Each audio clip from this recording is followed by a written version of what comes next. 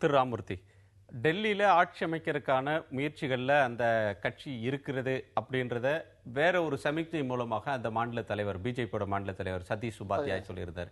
எந்த எம்எல்ஏவும் மீண்டும் மக்களை சந்திக்க தயாரா இல்லை, யாரும் மீண்டும் ஒரு தேர்தலை சந்திக்க தயாரா இல்லைன்னு சொன்னார்.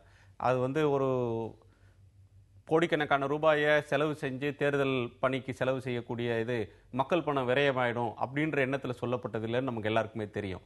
இன்னொன்று, 28 பேரா இப்போ அவங்களோட எண்ணிக்கை குறைஞ்சிருச்சு, 3 பேர் எம்பியாக போனதுனால. இப்போ ஆம் ஆத்மிக்கு 28, பாரதிய ஜனதா கட்சிக்கும் 28, காங்கிரஸ் 8 இடத்துல இருக்கிறது.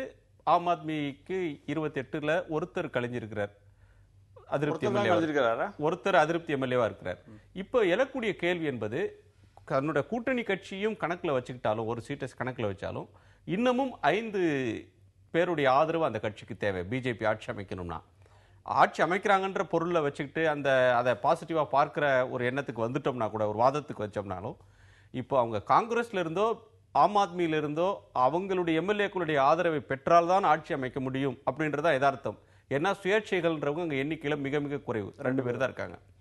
அப்போ நீங்க ஆதரவை பெறுவதுன்ற சொல்ல இவங்க சொல்லலாம், விலைக்கு வாங்கினார்கள்னு அந்த கட்சிக்காரங்க சொல்லலாம். இப்ப நமக்கு எழக்கூடிய கேள்வி என்பது, கடந்த காலத்தில் காங்கிரஸ் கட்சி கவர்னர் மாளிகையில் தங்களுடைய ஆதிக்கத்தை செலுத்தி இது மாதிரியான சித்து வேலைகளை செய்தார்கள் அப்படின்ற விமர்சனம் ஞாபகத்துக்கு வர நேரத்தில், இன்னொரு கட்சியை உடைத்தேனும் இன்னொரு கட்சியோட எம்எல்ஏக்களை ஆதரவு எப்படியாவது பெற்றாவது ஆட்சி அமைக்கணும் அப்படின்ற ஒன்றுக்கு தயாராகிறத எப்படி புரிஞ்சுக்கிறது? இல்லை, அந்த குற்றச்சாட்டில் உண்மை இல்லை என்பதை ஏன் ஒரு 2 விஷயத்துலனா, அதான் டிசம்பருக்கு அப்புறம் மேல எலெக்ஷன், மேக்கு அப்புறம் இன்றைக்கு நம்ம செப்டம்பர் மாதத்தில் இருக்கின்றோம். யமுனையில் பெருவெள்ளம் போயிடுச்சு, சூழ்நிலை மாறிடுச்சு. ஏன்னா நீங்கள் ஆம் ஆத்மியுடைய கட்சி அதனுடைய அரசியல் பிரவேசமே பார்த்தீங்கன்னா, வெளிநாட்டிலிருந்து நிதியுதவி பெற்று ஒரு தன்னார்வ தொண்டு நிறுவனமாக செயல்பட்டு கொண்டிருந்த திரு அரவிந்த் கெஜ்ரிவால் என்னன்னா, இதனை ஒரு அரசியல் கட்சியாக மாற்றி ஒரு மக்களுடைய இமேஜினேஷனை கொஞ்சம் கேப்சர் பண்ணாதுங்கிறத ஒத்துக்கின்றேன். ஆனால் அவர் அந்த 49 நாள் ஆட்சியில் இருந்துட்டு விலகின பிற்பாடுகளும் சரி, அதற்கப்புறம் அவருடைய செயல்பாடுகளும் சரி, அவை எல்லாமே ஒரு தன்னார்வ தொண்டு நிறுவனத்திற்கும் ஒரு அரசியல் கட்சிக்கும் இருக்கின்ற வித்தியாசத்தை அவர் உணர மறுத்ததால் என்னன்னா, அந்த கட்சியிலிருந்தே பல பேர், உதாரணத்துக்கு சாந்தி பூஷன், அதனுடைய நிறுவன தலைவர், தொண்ட தலைவராக இருந்த ஒரு சாந்தி பூஷன் இன்னைக்கு அந்த கட்சியில இல்லை. நீங்க சாந்தி பூஷன் அந்த கட்சியிலிருந்து வெளியேற செய்தது பாஜக அப்படின்னு சொன்னா அவரே சிரிப்பார். அரவிந்த் கெஜ்ரிவாலே அதை ஒத்துக்க மாட்டார்ன்றதான் என்னோட அனுமானம். ஆக அதாவது ஒரு அரசியல் செயல்பாடுகள் மூலமாக தங்களுடைய ஆதரவை மக்கள் மத்தியிலும் மட்டும் இல்லாமல் ஆம் ஆத்மியினர் அவருடைய எம்எல்ஏக்கள் மத்தியிலேயே அவருடைய செல்வாக்கை இழந்துட்டாருங்கிறது தான் இதுக்கான பொருளாக கொள்ளணும். அதாவது அரசியல் சூழல் மாறிடுச்சு. Much water has flown under Yamuna, நிறைய தண்ணீர் அதுல கடந்து போயிடுச்சு, ஏராளமான அரசியல் மாற்றங்கள் வந்துடுச்சு அப்படின்ற பொருள்லயே, அல்லது கெஜ்ரிவால் செயல்பாடு சரியில்லை அதனால அவங்க கட்சியில் அதிருப்தி இருக்குன்னு சொல்றதன் மூலமாகவே அந்த கட்சியை உடைத்தேனும் பாஜக ஆட்சிக்கு வரலாம் அப்படின்றீங்களா? அந்த கட்சியை பிஜேபி உடைக்கணும்னு அவசியமே கிடையாது. அது அதனுடைய செயல்பாடுகளினாலே அவர்கள் குலைந்து போகும்போது என்னன்னா, அவர்களுக்கு என்ன ஆப்ஷன் இருக்கிறது என்பதை அவர்களும் ஆராயத்தானே செய்கின்றார்கள். அது நீங்க அதாவது இது நிச்சயமாக என்னன்னா குதிரை பேரத்தின் மூலமாக இல்ல. ஆம் ஆத்மி கணி என்னன்னா இம்ப்ளோஷன், அதன் உள்ளாகவே வெடிக்கின்ற ஒரு வெடி மூலமாக அது ஒரு வெடித்தல் அங்க நிகழ்ந்து கொண்டு இருக்கின்றது. அதை நீங்க பார்க்க புறக்காரணங்கள் எதுவும் இல்லை. புறக்காரணங்கள் எதுவும் இல்லை. தன்னளவில் அந்த ஆம் ஆத்மி அதுவாகவே சிதைந்து ஒருத்தர் இவங்களை ஆதரிச்சிருவாங்க அப்படின்ற ஒரு நம்பிக்கையில நீங்க சொல்றீங்க. இது இந்த நிமிடம் வரையிலும் வேற யாரும் அதிகாரப்பூர்வமாக அதுல இருந்து யாரும் வெளியேறினாங்களான்றது இதுவரையிலும் சொல்லப்படல. இவங்க முன்வைக்கிற ஒரு வாதம், டிசம்பர்ல சட்டமன்ற தேர்தல் நடந்தது, மேல பாராளுமன்ற தேர்தல், அதுல 7 தொகுதிகளிலும் எம்பி தொகுதிகளிலும் பிஜேபி வெற்றி பெற்றது. அதிக எண்ணிக்கையில அவங்க வெற்றி பெற்றாங்க, வாக்கு வித்தியாசம். அவங்க பிஜேபியை அந்த மாநில மக்கள் அதிகாரப்பூர்வமாக ஆதரிக்கிறார்கள் அப்படின்றது இது ஒரு எடுத்துக்காட்டு. எனவே அங்கு இப்படி ஆட்சி அமைத்தாலும் தார்மீக ரீதியாக தவறு இல்லை, அது ஒரு அரசியல் அறநெறிய மீறினது இல்லை அப்படின்னு முன்வைக்கிற வாதத்தை நீங்க எப்படி பார்க்கறீங்க? முதல்ல நீங்க அறிமுகத்தை சொன்னீங்க, யமுனையில் நிறைய தண்ணி ஓடுது, ஏன்னா மாற்றங்கள் நடந்திருக்குன்னு. மத்திய அதிகாரம் என்று கைகள் கிடைத்த பிறகு யமுனையில் வாட்டர் பம்ப் பண்ணுறாங்கன்னு நான் நினைக்கிறேன்.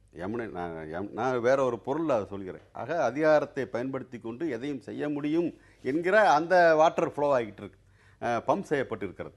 அதில் ஒன்றாக தான் அதை தொடர்ச்சியாக அதை பார்க்குறேன். இப்போ நீங்கள் கேட்குறீங்கல்ல, அதாவது சாந்தி பூஷன் பத்தியும் சொல்லிடுங்க ஐயா. சாந்தி பூஷன் வந்து தானாகத்தான் விலகினார்ன்றதை சொல்ல வரேன். புறக்காரணங்கள் இல்லாமல் அகக்காரணங்கள் எதுவுமே கிடையாதுங்கிறதான் அறிவியல் உண்மை. ஏன்னா எதுவுமே புறச்சூழல்கள் இல்லாமல் புற நிகழ்வுகள் இல்லாமல் தானாக ஒன்று அகமாக நடந்து விட முடியாது. எல்லா விதமான முயற்சியும் உருவார்கள். அவர் சொன்ன ஏற்கனவே சொன்ன குதிரை பேரம் நடக்கலை, மாட்டுத்தாவணி நடந்துகிட்டு இருக்குங்கிறதையும் நான் சொல்லிட்டேன். அந்த முயற்சி நடக்க அதோட அர்த்தம் தான் நாங்கள் மற்ற கட்சியுடைய ஆதரவை பெறுவதில் என்ன தவறு என்று அமித்ஷா அவர்கள் கேட்கிறார்கள் என்றால் அதோட அர்த்தம் அதுதான். ஏன்னா அவர்களை பொறுத்தவரைக்கும் ஆதரவு மற்றவர்கள், ஆனால் மக்களுக்கு தெரியும் அங்கே ஏதோ பேரம் நடக்கிறது. ஏன்னா அப்படிலாம் ஒன்றும் ஆதரவு கொடுத்துட மாட்டாங்க. அதுக்கு ஏதோ ஒரு பேரம், அங்கே பதவி பேரம் நடக்கலாம், அல்லது பண பேரம் நடக்கலாம், அல்லது வேறு விதமான ஒப்பந்தங்களுக்கான வழி செய்யப்படலாம்லாம் நடக்கும். ஆனால் இதில் நான் என்ன கேட்க விரும்புகிறேன்னா, இப்போ இவர் சொல்கிறார்ல, இது வந்து போன ஆட்சியில் இந்த சஸ்பெண்டட் அனிமேஷனில் வைக்கிறது உட்பட இதெல்லாம் போன ஆட்சி எடுத்த முடிவு, இந்த ஆட்சிக்கு அதுக்கு சம்மந்தம் இல்லைன்ட்டு. இந்த ஆட்சி வந்து இத்தனை நாள் ஆயிடுச்சுல, அதுக்கப்புறம் ஒரு முடிவை எடுத்துருக்கலாமே, அந்த வேற தேர்தல் நடத்துங்கன்னு சொல்லி இவர் கேட்குறார். இது வந்து இவரை வந்து பிஜேபியை மட்டும்தான் குறி வைக்கிறாரு, நாங்கள் வரக்கூடாதுங்கிறது தான் கவலைப்படுறாரு தவிர காங்கிரஸோட ஆதரவோடு ஏஏபி ஆட்சி அமைச்சை பற்றி ஏன் விமர்சிக்கலன்னு கேட்டார். ஆனால் அவர் கொஞ்சம் செய்தியாளர்கள்லாம் எடுத்து பார்க்கட்டும். அப்பொழுது ஆட்சி அமைக்கப்பட்டதே இடதுசாரிகள், குறிப்பாக மார்க்சிஸ்ட் கட்சி சொல்லியிருக்கிறது, காங்கிரஸை நம்ப முடியாது. நம்பர் 1 என்ன, அவர்கள் வந்து அவர்களுடைய நோக்கங்களுக்காக அவங்க என்ன கடந்த கால வரலாறுல இருக்கு அதெல்லாம் சொல்லி அடுத்து, எனவே இது வந்து தெளிவில்லாத தீர்ப்பாக வந்திருக்கிற போது ஒரு மறுதேர்தல் நடத்துவதுதான் சரியான வழி என்று கூட அன்றைக்கே சொல்லியிருக்கிறோங்கிறத நண்பர் கவனத்துக்கு கொண்டு வருகிறேன். ஆக அடிப்படையில் நான் சொன்னது தான் சார், மக்கள் அவமதிக்கப்படுகிறார், இதை அனுமதிக்க கூடாதுங்கிறதா என்னோட கருத்து. இல்லை, அவர் வந்து காங்கிரஸை நம்ப முடியாதுன்னு தான் சொன்னார். அரவிந்த் கெஜ்ரிவால் காங்கிரஸை என்னுடைய ஆதரவை எடுத்துக்கொண்ட முயற்சி வந்து அரவிந்த் கெஜ்ரிவால் அவங்க விமர்சிக்கவே இல்லை. மாறாக வந்து அரவிந்த் கெஜ்ரிவால் வந்து இடதுசாரி முன்னணியின் ஒரு அங்கமாக தான் அழைத்தார்கள். தங்களுக்கென்று ஒரு கொள்கை கோட்பாடு வைத்துக் கொள்ளாமல் அரசியல் இயக்கத்தை நடத்தி கொண்டிருக்கிறீர்களே என்று கூட அவளை விமர்சித்திருக்கிறான். அது தேவையில்லை என்று அவள் மறுப்பு தெரிவித்திருக்கிறார்கள். அதெல்லாம் நீங்க போய் பாருங்க. அரவிந்த் கெஜ்ரிவாலை வந்து இவர்கள் வந்து இடதுசாரியினுடைய ஒரு அங்கமாக அழைப்பு விடுத்தார்களே.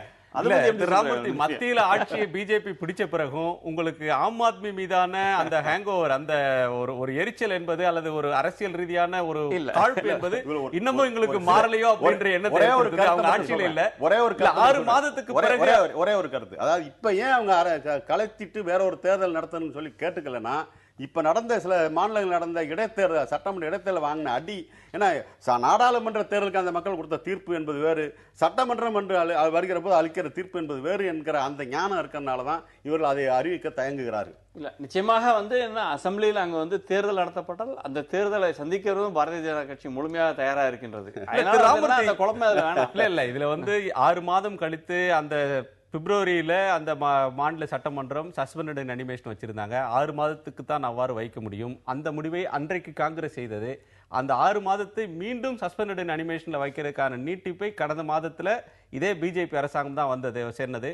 எனவே இதுல இருந்தே அவங்களுக்கு தேர்தலை சந்திக்கிறதுல ஏதோ ஒரு தயக்கம் இருக்கிறது, மாறாக வேறு வழிமுறைகளை பின்பற்றுறதுல அவங்களுக்கு நாட்டம் இருக்கிறதுன்ற சந்தேகத்தை அது எழுப்பியது. அரவிந்த் வந்து உங்களுடைய கருத்துக்களை பகிர்ந்து கொண்டமைக்கு உங்கள் இருவருக்கும் நன்றி.